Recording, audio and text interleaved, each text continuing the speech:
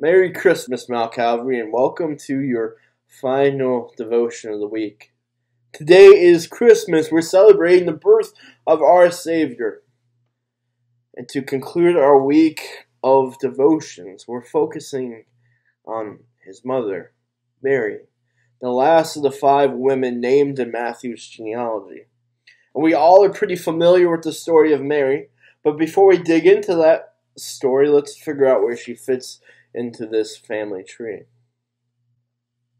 And David was the father of Solomon by the wife of Uriah, and Solomon the father of Rehoboam, and Rehoboam the father of Abijah, and Abijah the father of Asaph, and Asaph the father of Jehoshaphat, and Jehoshaphat the father of Joram, and Joram the father of Uzziah, and Uzziah the father of Jotham, and Jotham the father of Ahaz, and Ahaz the father of Hezekiah, and Hezekiah the father of Manasseh, and Manasseh the father of Amos, and Amos the father of Josiah, and Josiah the father of Jeconiah and his brothers, at the time of the deportation to Babylon.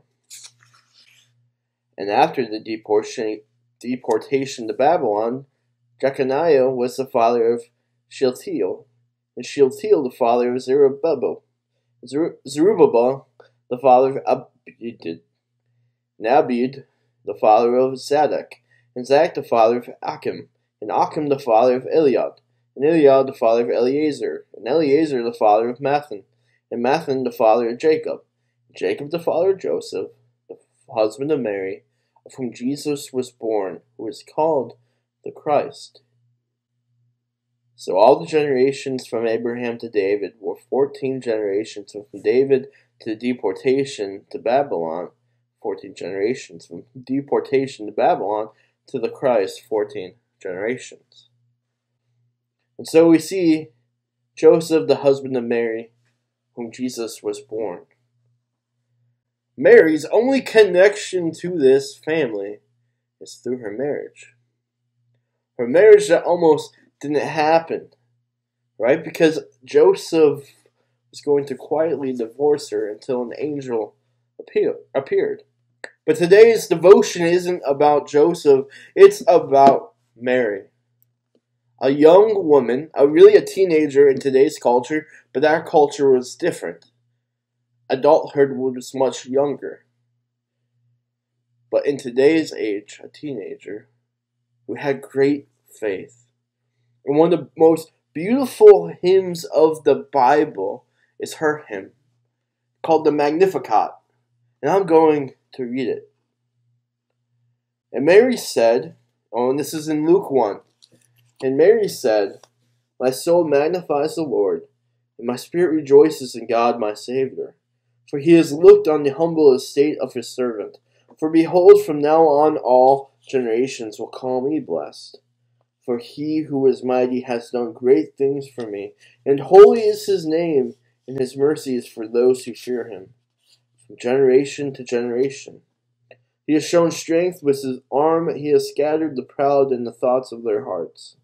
He has brought down the mighty from their thrones, and exalted those of humble estate. He has filled the hungry with good things, and the rich he has sent away empty. He has helped his servant Israel, in remembrance of his mercy, as he spoke to our fathers, to Abraham, and to his offspring forever." Wow. The faith involved in that hymn. This is a young woman, new adult, and it looked like her whole life could be destroyed. She was pregnant, but she wasn't married. She was betrothed. A legal obligation that had not yet been fully completed. And yet she was a child. It wasn't any ordinary child. It was a child from God. Who's going to believe that? You have to think about the ridicule that Joseph and Mary went through. Whose son is that really? Oh, that Mary. Yeah, God's son. And yet Mary here has triumphant and victorious faith in this child she is carrying. When she sings this child is brand new. It's really a clump of cells, as I said in my sermon a couple of weeks ago. And yet this child, she knows exactly who it is that we are celebrating this day. We are celebrating the God who has shown strength with his arm, who has scattered the proud in the thoughts of their hearts. The King who has brought down the mighty from their thrones, exalted the humble. The God who has filled the hungry with good things, and sent the rich away empty. The God who has helped his servant Israel. The victorious God who looked upon the humble estate of Mary his servant, and gave her a blessing that all generations can look to. We are celebrating our God who became incarnate. Our God who became incarnate not for himself, but for you. For you, his child, for you, his servant.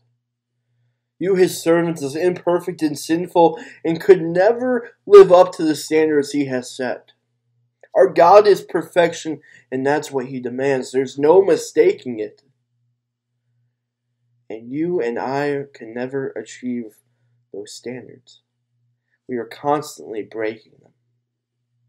But today we rejoice with Mary and we sing with her the song of praise. Because God has become our Savior. He has humbled himself to become our servant. To become the one who serves his own creation. So that his creation, his creation that has turned away from him and sinned and fell to their own detriment, might be redeemed. We rejoice because our God has done something a God shouldn't do. He became fully man. Our God, when he became Jesus, was God and he was fully his own creation. It's mind-blowing when you think about it. And it's not the way we, in our broken human state, would fix our problems. If we think about it, we would have just snapped our fingers and taken care of sin, death, and Satan, and God could. But that's not how he chose to redeem us. He chose to redeem us by sending himself fully incarnate in his creation to live the life none of us could live, and to then be betrayed by his own creation, to be killed by those he created and those he loved. We celebrate today because our Savior has arrived. Our Savior has arrived who has taken care of sin, death, and Satan. Our Savior who comes for the oppressed, and the broken, and the weak, and the sinful. Our God who comes with open arms to lovingly hug us and to bring us into his kingdom. God who protects us from wickedness. As we reflect this day, remember our God is taking care of it all. You and I don't have to worry. Jesus has already paid for our sin upon the cross. That's a joyous thing to celebrate. Have a great Christmas, everyone. Enjoy the time with your family, and enjoy this beautiful Christmas day.